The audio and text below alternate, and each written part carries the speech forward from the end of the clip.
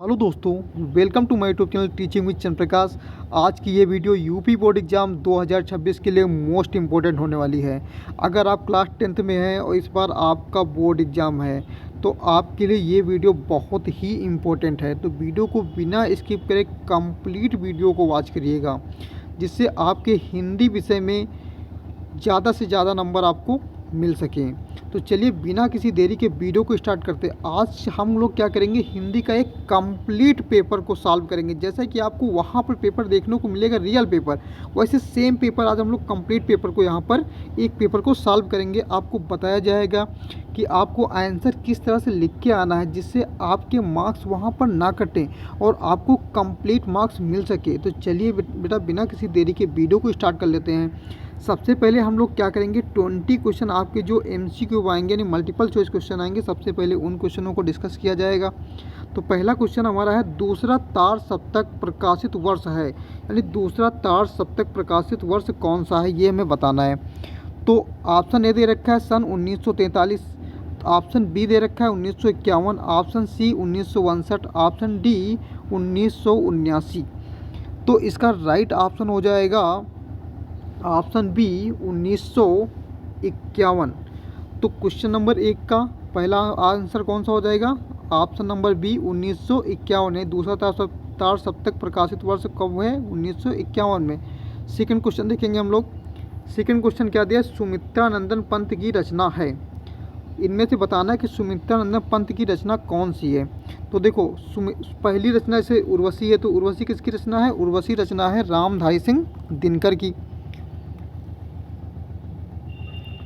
दूसरी पल्लव किसकी रचना है, ये रचना है सुमित्रानंदन पंत की। साकेत किसकी है, साकेत जो रचना है ये मैथिली शरण गुप्त की है। और कामायनी किसकी है, जयशंकर प्रसाद की है। तो हमसे पूछा क्या है, सुमित्रानंदन पंत की रचना कौन सी है। तो सुमित्रानंदन पंत की रचना कौन सी हो जाएगी, राइट ऑप्शन हो जाएगा बी। तो क्वेश्चन नंबर सेकंड का राइट ऑप्शन क्या होगा, बी हो जाएगा। क्वेश्चन नंबर थर्ड देखेंगे हम लोग। क्वेश्चन नंबर थर्ड, छायावाद की प्रमुख विशेषता है, यानी इनमें से बताना है छायावाद की प्रमुख विशेषता क्या है। तो पहला ऑप्शन दिया है प्रकृति का नवीनीकरण, ऑप्शन बी युद्धों का वर्णन, ऑप्शन सी यथार्थ चित्रण, ऑप्शन डी भक्ति की प्रधानता। तो इसका राइट ऑप्शन हो जाएगा ऑप्शन नंबर ए, यानी प्रकृति का नवीनीकरण। नेक्स्ट क्वेश्चन हम लोग देखेंगे, क्वेश्चन नंबर 4, मैथिली शरण गुप्त किस युग से संबंधित हैं। तो बेटा जो मैथिली शरण गुप्त हैं वो किस युग से संबंधित हैं आपको बताना है। तो ये संबंधित हैं द्विवेदी युग से। तो इसका राइट ऑप्शन हो जाएगा ए। अगला क्वेश्चन नंबर 5 देखेंगे, केशव को कठिन काव्य का प्रेत किसने कहा, यानी जो केशव हैं उनको कठिन काव्य का प्रेत किसने कहा, रामचंद्र शुक्ल ने, हजारी प्रसाद द्विवेदी ने, मिश्र बंधु ने। तो इसका राइट ऑप्शन हो जाएगा ऑप्शन नंबर ए, यानी केशव को कठिन काव्य का प्रेत आचार्य रामचंद्र शुक्ल जी ने कहा था। अगला क्वेश्चन नंबर 6 देखेंगे, अजातशत्रु नाटक के नाटककार हैं, यानी अजातशत्रु जो नाटक है इसके नाटककार कौन है। तो इसके पहला राइट ऑप्शन हो जाएगा ए, जयशंकर प्रसाद। अगला क्वेश्चन नंबर 7 देखेंगे, इलाचंद्र जोशी की कहानियों का विषय है, यानी इलाचंद्र जोशी की कहानियों का विषय क्या है। पहला सामाजिक, मनोवैज्ञानिक, ऐतिहासिक, राजनैतिक। तो इसका राइट ऑप्शन हो जाएगा ऑप्शन नंबर बी, यानी मनोवैज्ञानिक। अगला क्वेश्चन देखेंगे, क्वेश्चन नंबर 8, सन ये 1018 नहीं होगा, 1918 हो जाएगा, यानी इसको सही कर लेंगे। ये 1918 से 1936 ईस्वी तक का समय है। तो ये क्या होगा, ये तो प्रेमचंद युग, शुक्ल युग। तो ये दो ऑप्शन हो सकते हैं इसमें से। चलो इसको एक बार हम देख लेंगे, जैसे प्रेमचंद युग हो सकता है और शुक्ल युग भी हो सकता है। चलो इसको एक बार इसके करेंगे हम, बाद में इसको बता दिया जाएगा इसको। वैसे आप ऑप्शन नंबर डी इसको राइट कर सकते हैं। चलिए नेक्स्ट क्वेश्चन देखेंगे, क्वेश्चन नंबर 9। अब देखो ऐसा क्वेश्चन भी पूछा जा सकता है, यानी हमें क्या करना है, मिलान कीजिए। हमको क्या करना है, इसको मिलाना है। तो इसमें हमें क्या है, देखिए पहला मैला आंचल किसकी रचना है। तो जो मैला आंचल है वो रचना है फणीश्वरनाथ रेणु की। तो मैला आंचल ये किसकी रचना है? फणुसर नाथ रेणु की है। दूसरा चित्रलेखा, चित्रलेखा है भगवती चरण शर्मा। चित्रलेखा जो है ये किसकी है? भगवती चरण शर्मा की है। उसने कहा था, ये है चंद्रधर शर्मा गुलेरी, चंद्रधर शर्मा गुलेरी। तो यानी ये कहाँ है? उसने कहा था चंद्रधर शर्मा गुलेरी, ये हो जाएगी। और कफन किसकी है? ये प्रेमचंद की है। कफन किसकी? प्रेमचंद। तो पहले का कौन सा? पहले का खा, पहले का खा यहाँ दिया है, और दूसरे का गा, तीसरे का घा, और चौथे का का। तो इसका राइट ऑप्शन हो जाएगा ऑप्शन नंबर ए हमारा क्या होगा? सही हो जाएगा। चलिए नेक्स्ट क्वेश्चन नंबर 10 देखते हैं। निम्नलिखित में से उपन्यास है, तो हमको बताना है इनमें से कौन सा उपन्यास है। सेवा सदन, विराटा की पद्मिनी, कफन, चित्रलेखा। तो देखो इसमें हमसे पूछा है उपन्यास कौन सा है। उपन्यास देखो सेवा सदन भी उपन्यास है, विराटा की पद्मिनी भी उपन्यास है, और चित्रलेखा भी उपन्यास है। कफन हमारा क्या है? उपन्यास नहीं है। तो हमारा राइट ऑप्शन हो जाएगा ऑप्शन नंबर सी। अगला क्वेश्चन नंबर 11 देखेंगे। करुण रस का स्थायी भाव है, तो करुण रस का स्थायी भाव क्या होता है? करुण रस का स्थायी भाव होता है दोस्तों शोक होता है। क्या होता है? शोक होता है। अगला क्वेश्चन नंबर 12 देखेंगे। हाँ, क्वेश्चन नंबर 12 में क्या दिया? सोहत ओढ़े पीठ पटे श्याम सलोने गात, मनो नीलमणि शैल पर आतप परियो प्रभात। उपर्युक्त पंक्तियों में कौन सा अलंकार है? हमसे अलंकार पूछा है, तो इसमें कौन सा अलंकार होगा? तो इसमें अलंकार होगा उत्प्रेक्षा अलंकार। कौन सा हो जाएगा? उत्प्रेक्षा अलंकार हो जाएगा। चलिए नेक्स्ट क्वेश्चन देखेंगे। Question number 13। यह एक सममात्रिक छंद है, यानी दिया है यह एक सममात्रिक छंद है। इसमें 4 चरण होते हैं, प्रत्येक चरण में 11-13 के विराम से 24 मात्राएं होती हैं। किस छंद का लक्षण है? देखो मात्राएं कितनी हैं? मात्राएं दे रखे 11 और 13, तो 11-13 करेंगे तो यानी कितना हो जाएगा? 24 हो जाएगी। कितनी? 24 मात्राएं, 24 मात्राएं और 4 चरण हैं। तो किस में होते हैं? रोला में होते हैं। किस में होते हैं? रोला में हो जाएगा। तो हमारा राइट ऑप्शन हो जाएगा बी, यानी रोला। अगला क्वेश्चन नंबर 14 देखेंगे। प्रहार शब्द में किस उपसर्ग का प्रयोग किया गया है? प्रहार शब्द में किस उपसर्ग का प्रयोग किया गया है? तो इसमें उपसर्ग जो होता है वो आगे लगता है, तो इसमें किसका? पर, यानी पर उपसर्ग का प्रयोग किया गया है। अगला देखेंगे क्वेश्चन नंबर 15। पंचतंत्र में कौन सा समास है? देखो जहाँ पर पंचतंत्र यानी 15 नंबर, जहाँ पर संख्या आ गई तो संख्या में हमेशा क्या होता है? द्विगु समास होता है। तो कौन सा हो जाएगा? यहाँ पर द्विगु समास हो जाएगा। तो ऑप्शन नंबर बी हमारा क्या होगा? राइट हो जाएगा। अगला देखेंगे क्वेश्चन नंबर 16 देखेंगे। अर्थ के आधार पर वाक्य के कितने भेद होते हैं? यानी बेटा अर्थ के आधार पर वाक्य के कितने भेद होते हैं? तो अर्थ के आधार पर वाक्य के 8 भेद होते हैं। याद रखेंगे इसको, इम्पोर्टेंट क्वेश्चन है। अगला देखेंगे। आंसू का तत्सम रूप है। तत्सम का मतलब संस्कृत वर्ड, यानी ये क्या होता है? अंश होता है, यानी ऑप्शन नंबर सी सही हो जाएगा। अगला देखेंगे क्वेश्चन नंबर 18। क्रमवाच्य में प्रधानता होती है।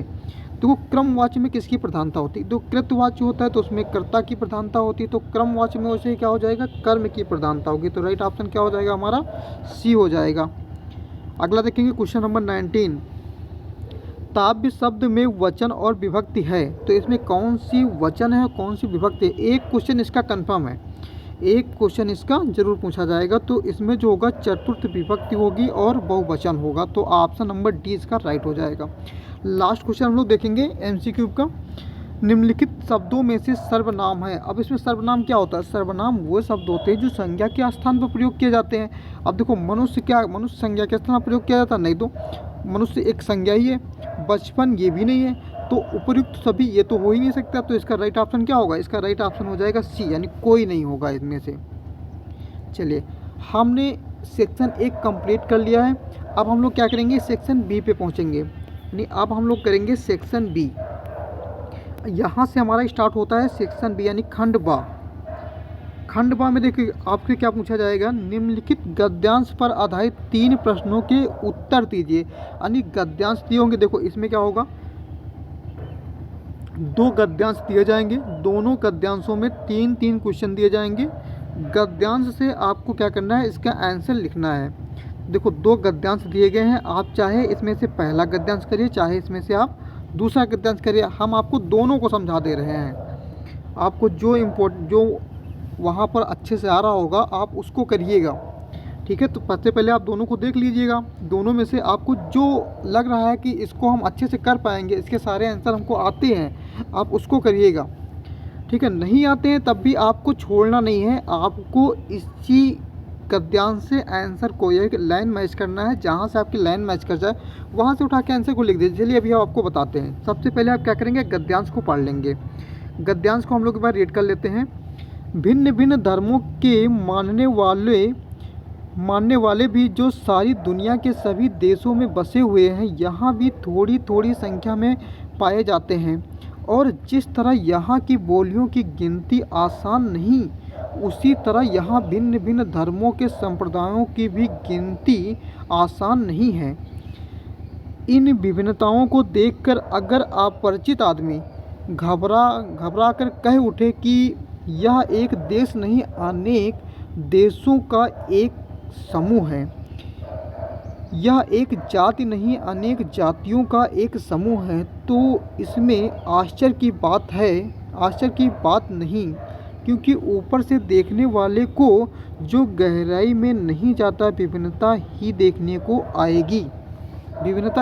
में आएगी। चलिए अब इसके हम लोग आंसर डिस्कस कर लेंगे। तो देखो सबसे पहले हम देखेंगे, देखो सबसे पहला क्वेश्चन हमारा क्या है, उपरयुक्त गद्यांश का संदर्भ लिखिए। तो हमको क्या बताना है, गद्यांश का संदर्भ लिखना। तो सबसे पहले हमको पता होना चाहिए ये किस चैप्टर का है। तो चैप्टर कौन सा है, भारतीय संस्कृत। कौन सा चैप्टर हमारा, भारतीय संस्कृत से है। और इसके लेखक कौन है, लेखक इसके कौन से हैं, डॉक्टर राजेंद्र प्रसाद। तो देखो सबसे पहले हम लोग इसका क्या करेंगे, गद्यांश, यहाँ से इसको गद्यांश आपको आंसर सारे लिख दिए गए, आप यहाँ से पढ़ लेंगे। तो गद्यांश में आप क्या लिखेंगे, आंसर नंबर 1 डालेंगे और पहले लिखेंगे प्रस्तुत गद्यांश हमारी पाठ्य पुस्तक हिंदी गद्य संकलन के भारतीय संस्कृत नामक पाठ से उद्धृत है। इसके लेखक या निबंधकार डॉक्टर राजेंद्र प्रसाद जी हैं। तो ये हमारा पहले क्वेश्चन का आंसर हो जाएगा। क्वेश्चन देखो सेकंड क्या पूछा है, सेकंड क्वेश्चन पूछा है लेखक ने भारतीय संस्कृत को अनेक देशों का समूह क्यों कहा है, अनेक देशों का समूह क्यों कहा। चलिए तो यहाँ से हम लोग क्या करेंगे, आंसर सेकंड आंसर देख लेंगे। हाँ, लेखक ने भारतीय संस्कृत को अनेक देशों का समूह इसलिए कहा है क्योंकि यहाँ की विविधताएं इतनी अधिक हैं कि एक अपरिचित व्यक्ति घबरा सकता है। यहाँ न केवल अनेक बोलियाँ हैं बल्कि भिन्न भिन्न धर्मों और संप्रदायों को मानने वाले लोग भी थोड़ी संख्या में पाए जाते हैं, जो मूलतः दुनिया के सभी देशों में बसे हुए हैं। यानी जिस प्रकार अनेक भाषाओं को बोलने वाले लोग हैं, उसी प्रकार हमारे भारत देश में अनेक धर्मों को मानने वाले लोग भी हैं, जिससे कोई एक अपरिचित व्यक्ति जो होगा वो यही सोचेगा कि ये एक देश नहीं बल्कि अनेक देशों में बटा हुआ है। तो ये हमारा क्या होगा, क्वेश्चन नंबर सेकंड का आंसर हो जाएगा। चलिए क्वेश्चन नंबर हम लोग थर्ड देखेंगे। थर्ड हमसे क्या पूछा है, प्रस्तुत गद्यांश में, हाँ क्वेश्चन नंबर थर्ड है, इस वाले का देखेंगे हम लोग। रेखांकित अंश की व्याख्या कीजिए। तो रेखांकित अंश देखो ये वाला जो जिसके नीचे रेखा खींची, हमको क्या करना है, इस रेखांकित अंश की व्याख्या करनी, यानी इस पूरे पैराग्राफ को अपने वर्डों में लिखना है, यानी बना कर लिखना है आपको, अपने वर्डों में इसका आंसर देना है। चलिए इसका भी आंसर देख लेंगे हम लोग। तो इसका आंसर हो जाएगा, आंसर नंबर 3 डालेंगे और इसके लिखे रेखांकित अंश की व्याख्या कीजिए। देखिए यहाँ से आपको समझाते हैं थोड़ा सा। रेखांकित अंश देखिए, क्योंकि ऊपर से दिखने वालों को जो गहराई में नहीं जाता विभिन्नता ही देखने में आएगी। व्याख्या देखिए, लेखक का आशय है कि, यानी लेखक क्या कहना चाहता है, लेखक का आशय है कि भारत की वास्तविक एकता को समझने के लिए गहराई से विचार करना आवश्यक है। जो व्यक्ति केवल बाहरी तौर पर देखता है और यहाँ के मूल एकात्मक स्वरूप को नहीं समझता है, उसे यह देश केवल अनेक जातियों और धर्मों का एक समूह मात्र लगेगा। ऊपरी तौर पर देखने वालों को केवल विभिन्नता ही दिखाई देगी, लेकिन आंतरिक रूप से देखने से भारत एक मजबूत संस्कृति से बंधा हुआ है। यानी जो ऊपरी तौर पे देखेंगे उनको क्या दिखाई देगी, विभिन्नता देखेगी, लेकिन आंतरिक रूप से हमारा भारत देश की जो संस्कृति है वो क्या है, एक बंधी हुई संस्कृति है। चलिए अगला हम लोग देखेंगे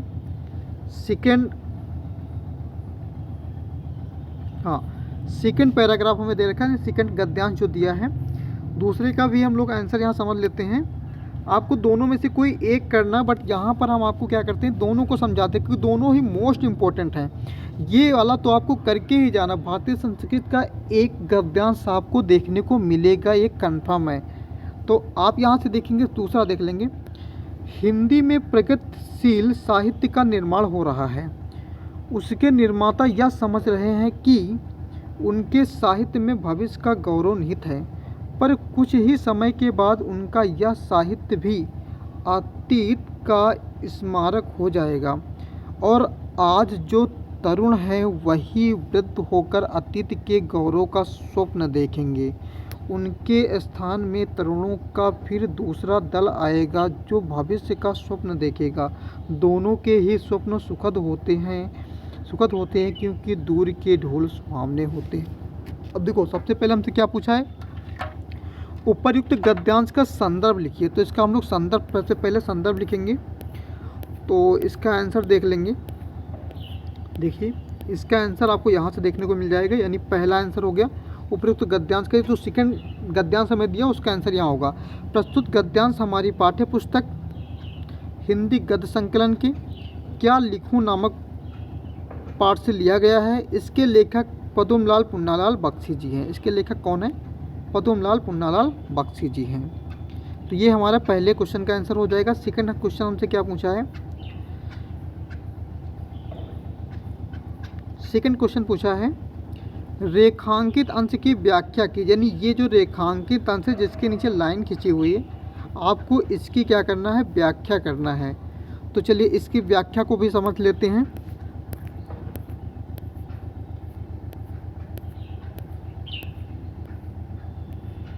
इसकी व्याख्या यहाँ से हम लोग समझ लेंगे। रेखांकित अंश, देखो यहाँ से व्याख्या समझ लेंगे। दोनों के ही स्वप्न सुखद होते हैं क्योंकि दूर के ढोल सुहावने होते हैं। लेखक का कथन है कि युवा को भविष्य के स्वप्न सुखद लगते हैं और वृद्धों को अपने अतीत के स्वप्न सुखद लगते हैं। यानी लेखक ये कहता है कि जो युवा है, यानी जो हमारा युवा है, वो अपने फ्यूचर यानी भविष्य के सपने देख के उसको लगता है कि भविष्य में सब सुख है।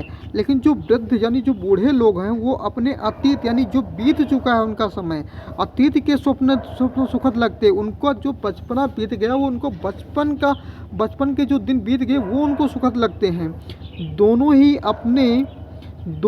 अपने अपने सुनहले सपनों को देखकर प्रसन्न होते हैं। ऐसा इसलिए है क्योंकि जो वस्तु या स्थिति दूर होती है वह अधिक आकर्षण और मधुर प्रतीत होती है। वास्तविकता में पास से देखने पर उसमें कुछ कमियां या कर्कशता हो सकती है जो दूर से दिखाई ना देती। यही इसलिए कहा गया दूर के ढोल क्या होते हैं, सुहावने होते हैं। जैसे आजकल के युवा हैं तो युवा क्या सोचते हैं कि फ्यूचर यानी जो भविष्य में जो टाइम आएगा उसके सपने देखकर सुखी अपने आप को प्रसन्न रखते हैं। और जो वृद्ध लोग हैं यानी जो बूढ़े लोग हैं वो अपने अतीत यानी जो समय बीत गया है उसके सपने देखकर सुख को प्रतीत करते हैं, यानी सुख का अनुभव करते हैं। इसीलिए कहा गया है कि दूर के ढोल क्या होते हैं, सुहावने होते हैं। दूर के ढोल क्या होते हैं, सुहावने होते हैं। चलिए अगला हम लोग देख लेंगे जो कि हमारा लास्ट क्वेश्चन होगा। लास्ट क्वेश्चन हमारा क्या दिया, प्रस्तुत गद्यांश में प्रगतिशीलता का क्या अर्थ है। अब हमको बताना है कि इसमें प्रगतिशीलता का क्या अर्थ है। तो चलिए इसका भी आंसर हम लोग देख लेंगे, प्रगतिशीलता का अर्थ क्या होता है। अगर आपको पीडीएफ चाहिए तो आप क्या करेंगे, कमेंट बॉक्स में आप लिखेंगे कि सर हमें पीडीएफ चाहिए, तो आपको इसकी पीडीएफ भी प्रोवाइड कर दी जाएगी। तो देखो प्रस्तुत गद्यांश में प्रगतिशीलता का क्या अर्थ है। तो देखो प्रस्तुत गद्यांश में प्रगतिशीलता का तात्पर्य है आगे बढ़ना और नए विचारों दृष्टिकोणों को अपनाना। लेखक के अनुसार साहित्यकार अपने समय के अनुसार नए विचारों से साहित्य का निर्माण करते हैं, यह सोचकर कि उसमें भविष्य का गौरव निहित है, लेकिन समय बीतने के साथ साथ वह नया साहित्य भी अतीत का हिस्सा बन जाता है। ये हमारा क्या होगा, प्रगतिशील का अर्थ हो जाएगा। चलिए अब हम लोग क्या करेंगे, हम लोग क्वेश्चन नंबर सेकंड देखेंगे। क्वेश्चन नंबर सेकंड हमारा ये है, अभी हमने क्या किया, 2 गद्यांश दिए जाएंगे, कुछ खंड बा में 2 गद्यांश दिए जाएंगे क्वेश्चन नंबर 1 में, उसमें से 1 गद्यांश करना है। उसी प्रकार क्वेश्चन नंबर सेकंड में, यानी जो खंड बा होगा क्वेश्चन नंबर सेकंड में, आपको 2 पद्यांश दिए जाएंगे, उनमें से कोई एक पद्यांश को आपको करना है। उसमें भी क्या होंगे, 3 आंसर दिए जाएंगे, 3 क्वेश्चन, यानी एक पद्यांश से 3 क्वेश्चन होंगे, उनके आपको आंसर बताना है। तो पहला हमारा क्या देगा, मोर पखा सिर ऊपर रखियो, गुंज की माल गरे पहनूंगी, ओढ़ पितंबर लौलकुटी, वन गोधन ग्वारन संग फिरूंगी, भव तो सोह मेरो रसबान, सोते हैं कहे सो स्वांग करूंगी, या मुरली मुरली धर की, अधरा न धरी अधरा न धरूंगी। तो देखो इसका हमारा क्या हो जाएगा, उपर्युक्त पद्यांश का संदर्भ लिखिए। तो सबसे पहले हम क्या करेंगे, इसका संदर्भ देख लेंगे, संदर्भ देखेंगे यहाँ से। तो संदर्भ आप आंसर नंबर 1 यहाँ देख लेंगे। यह पद्यांश कवि रसखान द्वारा रचित है और उनकी रचना रसखान ग्रंथावली के संवयी खंड से लिया गया है। इसमें एक गोपी दूसरी गोपी से कृष्ण के रूप धारण करने की बात कह रही है, सिवाय उनकी मुरली को अपने ओंठों पर न रखने के, यानी एक जो गोपी है वो कृष्ण के हर एक वस्त्र को धारण करने की बात कह रही है, लेकिन वो कृष्ण जी की यानी जो कृष्ण जी की बांसुरी है, जो मुरली है, उसको अपने ओंठों पर नहीं रखना चाहती है, उसको छोड़कर बाकी हर एक चीज़ को वो धारण करना चाह रही है। तो ये हमारा क्या हो जाएगा, यहाँ से आप इसका प्रसंग भी लिख सकते हैं इसी में, और इसी में आपका प्रसंग हो गया और क्या हो गया, संदर्भ हो गया। चलिए अब हम लोग क्या रखेंगे, सेकंड क्वेश्चन देखेंगे। क्वेश्चन नंबर सेकंड इसका क्या, सेकंड में क्या पूछा है, रेखांकित अंश की व्याख्या कीजिए। रेखांकित अंश हमारे यह रेखांकित अंश दिया है, 2 लाइन में दे रखा है, तो इसकी हमें क्या करना, व्याख्या करना है। चलिए इसकी व्याख्या को भी समझ लेते हैं, उम्मीद करते हैं आपको समझ में आ रहा है। चलिए रेखांकित अंश की व्याख्या समझेंगे हम लोग। रेखांकित अंश की व्याख्या कीजिए। देखो यहाँ से, मुरलीधर की अधरन धरी अधरा न धरूंगी। रेखांकित अंश की व्याख्या है कि गोपी कृष्ण की हर एक चीज़ को धारण करने को तैयार है, अभी आपको बताया, क्योंकि वह कृष्ण को बहुत मानती है। हालांकि वह मुरली यानी बांसुरी को अपने ओंठों पर नहीं रखेगी, क्योंकि वह उसे अपनी सौतन मानती है। उसे क्या मानती है, अपनी सौतन मानती है, जिसे कृष्ण हमेशा अपने साथ रखते थे और जिससे वह बहुत प्यार करते थे। यानी कृष्ण जी अपनी बांसुरी से बहुत प्यार करते थे, कि जो गोपी थी वो कृष्ण की हर एक चीज़ को धारण करना चाह रही, लेकिन बांसुरी को अपने ओंठों पर धारण करना नहीं चाहती है, क्योंकि वो समझती है कि बांसुरी को अपनी सौतन समझती है, इसीलिए वो बांसुरी को धारण करना नहीं चाहती है। तो ये हमारा क्या होगा, रेखांकित अंश की व्याख्या हो जाएगी। चलिए अगला हम लोग देखेंगे, क्वेश्चन नंबर 3 देखेंगे इसी का। क्वेश्चन नंबर 3 क्या दिया है, कृष्ण के वियोग में व्याकुल गोपियों ने कृष्ण की किन लीलाओं का अनुकरण करना चाहा है। चलिए इसका भी आंसर देख लेंगे। क्वेश्चन नंबर 3 बहुत इंपॉर्टेंट है, आप इसको पूरा कंप्लीट करके जाइएगा, इसकी बिल्कुल भी ना करिए कंप्लीट। आपको पीडीएफ चाहिए तो पीडीएफ के लिए आप कमेंट करेंगे, आपको पीडीएफ मिल जाएगी। तो ये क्वेश्चन नंबर 3 का आंसर हमारा ये हो जाएगा। देखिए उत्तर हमारा यहाँ लिखा है, गोपियों ने कृष्ण की निम्नलिखित लीलाओं का अनुकरण करना चाहा है। पहला देख लेंगे, सिर पर मोर पंखा यानी मोर पंख धारण करना चाहा है। दूसरा, गले में गुंज की माला पहनना। तीसरा, पीले वस्त्र यानी पीतांबर कहते हैं पीले वस्त्र को, पीले वस्त्र ओढ़कर हाथ में लाठी लेकर गायों और ग्वालों के संग वन में घूमना यानी ये सब लीलाओं का अनुकरण किया है गोपियों ने। तो ये हमारा क्या होगा, क्वेश्चन नंबर 3 का आंसर हो जाएगा।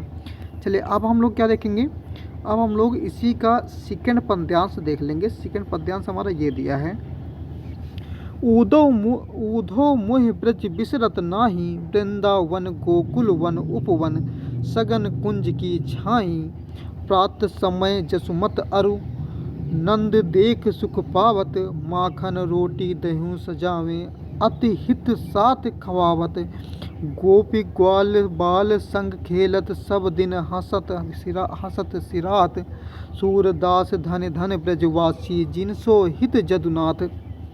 तो हम लोग क्या करेंगे, सबसे पहले इसका उपयुक्त पद्यांश का संदर्भ लिखेंगे। तो इसका संदर्भ आप देख लेंगे, यानी संदर्भ में आपको लिखना है, लेखक का नाम लिखना है और किस पाठ से लिया गया है वो आपको लिखना है। तो सबसे पहले हम लोग क्या करेंगे, देखो यहाँ से हमें ऊधव मोहि ब्रज बिसरत नाही यानी ये हमको दिया है, तो ये हमारा क्या होगा, सेकंड का आंसर हो जाएगा। यहाँ से आप देख लेंगे। तो यह पद्यांश महाकवि सूरदास द्वारा रचित ग्रंथ सुर सागर के भ्रमर गीत यानी प्रसंग से लिया गया है। इसमें कृष्ण उद्धव से ब्रज की यादों का वर्णन कर, यानी कृष्ण जी जो हैं उद्धव से, यानी जो ब्रज की यादें हैं उनका वर्णन कर, यानी उद्धव से ब्रज की यादों के बारे में बता रहे हैं। ये जो है इस पद्यांश का प्रसंग हो जाएगा। तो यहाँ पर हमने क्या, संदर्भ और प्रसंग आप दोनों लिखेंगे। तो इससे क्या होगा कि जो एग्जामिनर होगा व्याख्या पे इतना नहीं, आप यहाँ अगर को संदर्भ देखो, आपने अगर संदर्भ सही लिख दिया और इसमें बता दिया कि इस पद्यांश में किसकी व्याख्या की गई है, यानी किसके बारे में बताया गया है, तो आपके मार्क्स यहाँ से नहीं कटेंगे। तो आप इसको अच्छे से तैयार करके जाइएगा। चलिए क्वेश्चन नंबर सेकंड का आंसर देख लेंगे। क्वेश्चन नंबर सेकंड में क्या बोला है, क्वेश्चन नंबर सेकंड में बोला है रेखांकित अंश की व्याख्या कीजिए। रेखांकित अंश हमारा ये हो जाएगा, इसकी हमको व्याख्या करनी। चलिए इसकी व्याख्या देख लेते हैं। तो ये हमारा हो जाए रेखांकित अंश की व्याख्या। चलिए इसकी व्याख्या देख लेते हैं। यानी रेखांकित अंश की व्याख्या, यानी रेखांकित अंश के माध्यम से कवि सूरदास जी कहते हैं कि ब्रजवासियों को धन्य धन्य कहते हैं, क्योंकि वह स्वयं भगवान श्री कृष्ण उनसे इतना अधिक प्रेम करते हैं और उन्हें कभी भुला नहीं पाते यानी कि जो सूरदास जी हैं ऐसे ब्रजवासियों का धन्य धन्य यानी स्वागत, अभिनंदन और नमन करते हैं, जिनको भगवान कृष्ण यानी जो भगवान है, भगवान कृष्ण भी इतना प्रेम करते हैं। तो ऐसे ब्रजवासियों को सूरदास जी बार बार क्या करते हैं, नमन करते हैं। चलिए अगला हम लोग देख लेंगे, जो हमारा लास्ट क्वेश्चन होगा सेकंड पद्यांश का।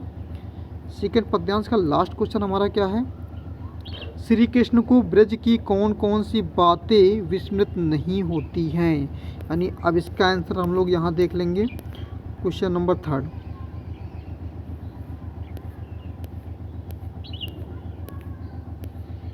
थर्ड का हमारा आंसर ये हो जाएगा, श्री कृष्ण को ब्रज की कई बातें याद नहीं होती हैं, जैसे कि वृंदावन, गोकुल, वन उपवन, घनी झाड़ियाँ की छाया।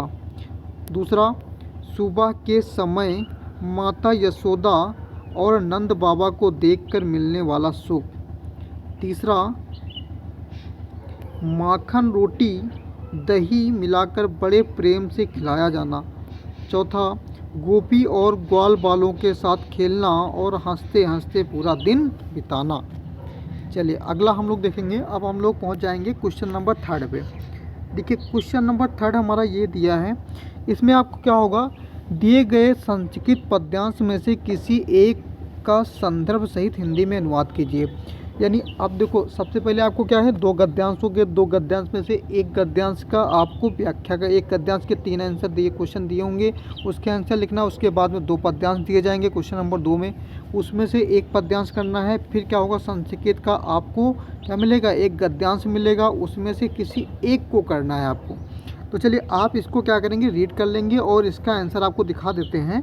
आप इसका आंसर यहाँ से पढ़ लेंगे, वीडियो बहुत बड़ी हो जाएगी, ठीक है। आपको आंसर यहाँ से लिख गया तो वीडियो को स्किप ना करिए, आप इसको क्या करेंगे, आराम से पढ़ेंगे। बहुत आसान भाषा में लिखा गया है, आप एकदम अच्छे से आपको समझ में आने वाला है। तो आप इसका जो है पहले का देखो, पहले का हमारा ये संदर्भ हो जाएगा, प्रस्तुत गद्यांश हमारी पाठ्य पुस्तक के अनिवार्य संस्कृत खंड के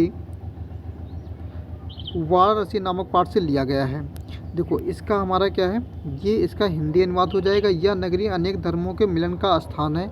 महात्मा बुद्ध, तीर्थंकर परशुनाथ, शंकराचार्य, कबीर, गोस्वामी तुलसीदास और अन्य बहुत से महात्माओं ने यहाँ आकर अपने विचार फैलाए हैं। यह नगरी केवल दर्शन, साहित्य और धर्म के क्षेत्र में नहीं बल्कि कला के क्षेत्र में भी विभिन्न कलाओं और शिल्पों के लिए विश्व भर में प्रसिद्ध है।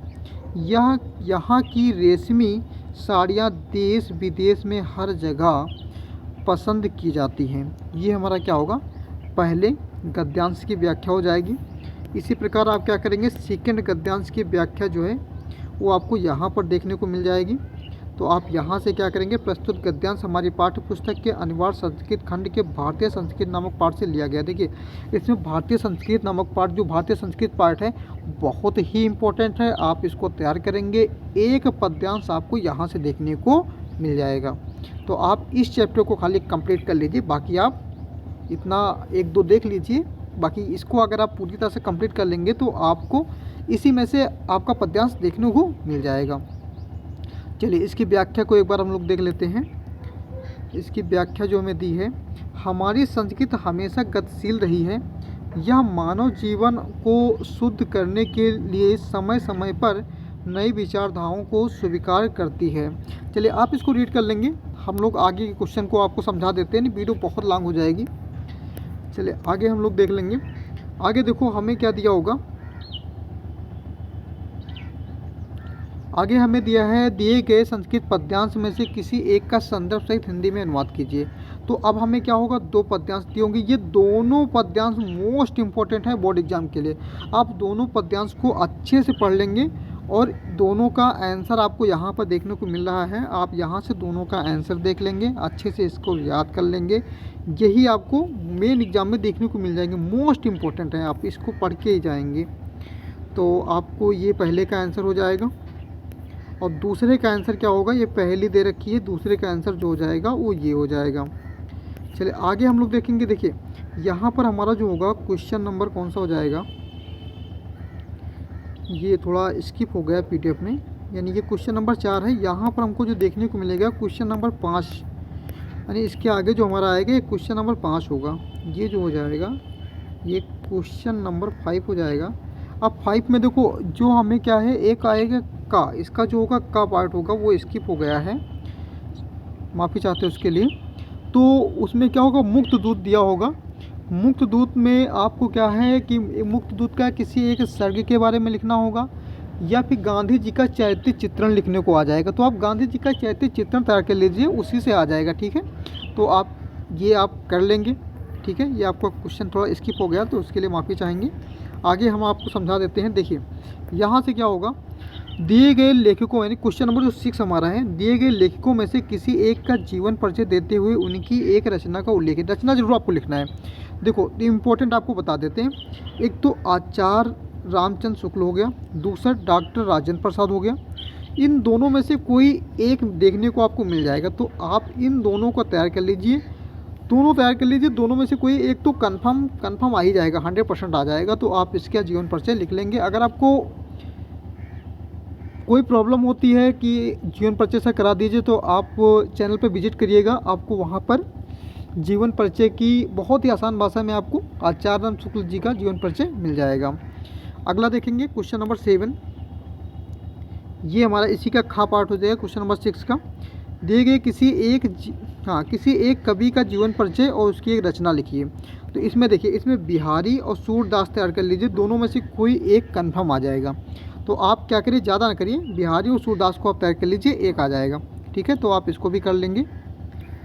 अगला क्वेश्चन नंबर 7, क्वेश्चन नंबर 7 में क्या दिया है, अपनी पाठ्य पुस्तक से तटस्थ कोई एक श्लोक लिखिए जो इस प्रश्न पत्र में ना आए। तो भाई एक श्लोक आपको तैयार कर लेना है, जो कि 2 श्लोक दे रखे हैं, उनको छोड़ के आपको जो भी आता हो आप उसको यहाँ लिख देंगे, तो ये आप कर लेंगे। अगला क्या दिया, क्वेश्चन नंबर 8, निम्नलिखित में से किन्हीं 2 प्रश्नों के उत्तर संस्कृत में लिखिए। तो आप इसको पढ़ लेंगे, आपको अगर नहीं आता तो आप कमेंट करेंगे, आपको उसका आंसर बता दिया जाएगा। क्वेश्चन नंबर 8 आप कर लेंगे। क्वेश्चन नंबर 9, क्वेश्चन नंबर 9 हमारा क्या है, निम्नलिखित में से किसी एक विषय पर निबंध लिखिए। तो निबंध के लिए देखिए, निबंध के लिए आप इम्पोर्टेंट बता देते हैं। एक, पर्यावरण प्रदूषण पे आप तय कर लीजिए। दूसरा, जनसंख्या लाभ और हानि पर तय कर लीजिए। तीसरा, आप विज्ञान पे तय कर लीजिए। 3 आप तैयार कर लीजिए, 3 में से कोई एक कन्फर्म आ जाएगा। बोर्ड एग्जाम के लिए आपको बताया जा रहा है। क्वेश्चन नंबर 10 देखेंगे।